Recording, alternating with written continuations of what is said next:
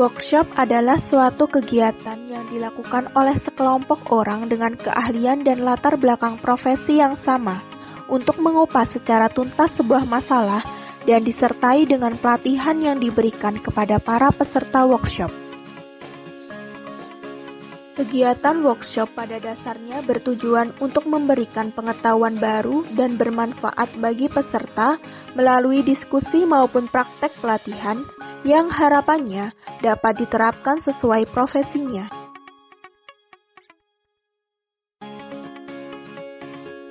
Yang pertama, kegiatan workshop harus dihadiri oleh beberapa ahli atau pakar di bidang tertentu yang sesuai dengan topik yang akan dibahas. Yang kedua, topik atau masalah yang akan dibahas dalam workshop biasanya sangat fokus dan berasal dari para peserta workshop itu sendiri. Yang ketiga, metode yang digunakan untuk menyelesaikan masalah yaitu dengan cara musyawarah dan juga dengan cara penyelidikan, sehingga peserta workshop dapat mengambil bagian untuk menyelesaikan masalah tersebut secara aktif. Dan yang keempat, kegiatan workshop menggunakan metode resource materials dan resource person, sehingga para pesertanya harus berpartisipasi aktif agar kegiatan tersebut dapat mencapai hasil yang baik bagi semua pesertanya. Itu yaitu merumuskan tujuan untuk memperoleh output atau hasil akhir yang akan dicapai. Yang kedua, merumuskan pokok-pokok masalah yang akan dibahas secara rinci yang dimaksudkan untuk mempermudah proses berjalannya kegiatan. Yang ketiga, menentukan prosedur pemecahan masalah. Dan yang keempat, yaitu melakukan diskusi untuk menentukan solusi yang akan diambil sebagai pemecah masalah.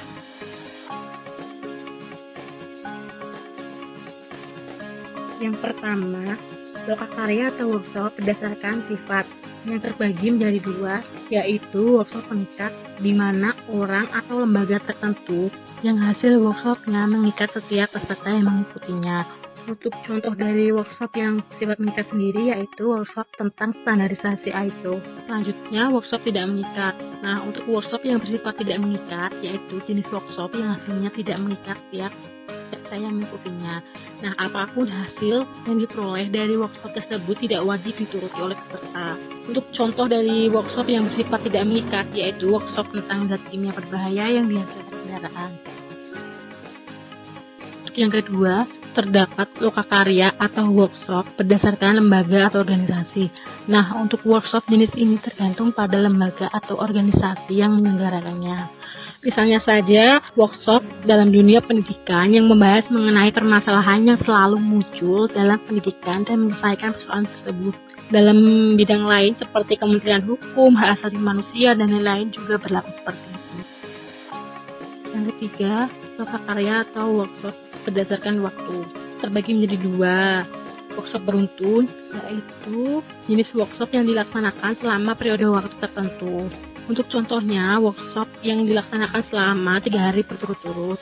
Kemudian terdapat workshop berskala. Nah, untuk jenis workshop yang dilaksanakan secara berskala dalam jangka waktu tertentu, misalnya dilakukan secara berskala, bisa 1 minggu sekali, 1 bulan sekali, atau yang lainnya.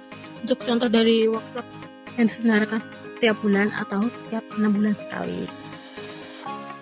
Yang keempat, jenis workshop berdasarkan model pelatihan. Ada 2 macam model. Yang pertama, model komunikasi ekspositif, yaitu sistem pelaksanaannya 1 arah dan 2 arah. Model yang kedua yaitu model komunikasi discovery yang dilaksanakan dengan metode ceramah reflektif. Selanjutnya yang terakhir, jenis workshop berdasarkan tempat pelaksanaan. Ditinjau dari tempat pelaksanaannya, metode pelatihan dapat dikelompokkan menjadi 2, yaitu on the job training atau pelatihan di tempat kerja, dan off the job training atau pelatihan di luar tempat kerja.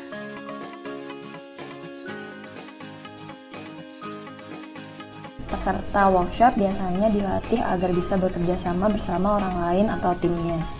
Anggota workshop mendapatkan berbagai petunjuk praktis untuk melaksanakan tugasnya. Selanjutnya, perwakilan workshop biasanya dilatih untuk berpikir dan bersikap secara ilmiah. Dan yang terakhir adalah Kontestan workshop mendapatkan keterangan atau informasi teoritis mendalam mengenai permasalahan tertentu.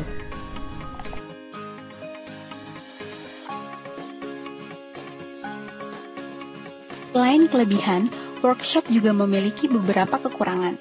Di antaranya, memerlukan persiapan yang relatif lama, membutuhkan banyak tenaga dan biaya yang besar, melibatkan banyak orang, dapat mengakibatkan adanya perselisihan pendapat sehingga menimbulkan potensi terjadinya konflik, serta pelaksanaan dapat terkendala jika tidak didapat kata mufakat antar peserta terhadap masalah yang dibahas. Seperti yang sudah tertera dalam judul poster, yaitu Seminar Nasional dan Workshop Peningkatan Kapasitas Tenaga Promosi Kesehatan dalam Gerakan Masyarakat Sehat atau GERMAS di Provinsi Jawa Barat. Kegiatan ini termasuk dalam workshop karena dihadiri oleh berbagai macam ahli atau pakar kesehatan. Dalam kegiatan ini, yaitu adanya Ketua Umum Perkumpulan Promotor dan Pendidik Kesehatan Masyarakat Indonesia sebagai narasumber workshop. Topik workshop tersebut adalah topik kesehatan tentang peningkatan kapasitas tenaga promosi kesehatan. Workshop tersebut diikuti oleh promotor dan pendidik kesehatan masyarakat di Indonesia. Workshop tersebut merupakan jenis workshop yang tidak mengikat, karena peserta tidak diwajibkan untuk melakukan segala hal yang merupakan output dari kegiatan workshop tersebut. Workshop dilakukan oleh Perkumpulan Promotor dan Pendidik Kesehatan Masyarakat di Indonesia. Jenis workshop tersebut merupakan workshop beruntun karena dilakukan dalam waktu 2 hari berturut-turut. Dan workshop tersebut merupakan off-the-job training karena tidak dilakukan di dalam tempat kerja atau dilakukan di luar tempat kerja. Contoh berikutnya adalah Lokakarya Rumah Sakit Pendidikan dengan tema Implementasi Standar Academic Medical Center (AMC) di Rumah Sakit Pendidikan. Sesuai ciri-ciri workshop secara umum, workshop yang diselenggarakan oleh RSUPH Adam Malik ini dihadiri oleh beberapa ahli atau pakar yang memiliki topik fokus dari para peserta itu sendiri, seperti Dirjen Pelayanan Kesehatan Kemenkes RI dan Dirjen Sumber Daya Iptek Kemenristek RI yang membahas kebijakan pada masing-masing kementerian dalam hal penyelenggaraan rumah sakit pendidikan. Kemudian ada Direktur Pelayanan Kesehatan Rujukan Kemenkes RI yang menyampaikan tentang peran sentral hubungan institusi pendidikan kedokteran dengan rumah sakit pendidikan dalam mewujudkan akreditasi rumah sakit pendidikan dan Joint Commission International atau JCI. Dekan Fakultas Kedokteran Universitas Indonesia yang membahas pengalaman sinkronisasi FKUI dan Rumah Sakit Dr. Cipto Mangunkusumo Jakarta untuk mewujudkan AMC dalam akreditasi JCI. Topik ini dibahas dengan metode musyawarah dan penyelidikan berdasarkan pengetahuan dan pengalaman para peserta yang membuat para pesertanya berpartisipasi aktif untuk mencapai hasil yang baik. Workshop ini termasuk workshop mengikat, karena menurut Direktur Utama RSUPH Adam Malik, lokakarya yang bertujuan untuk pengembangan wawasan tentang rumah sakit pendidikan ini juga terkait dengan persiapan RSUPH Adam Malik untuk akreditasi JCI itu sendiri.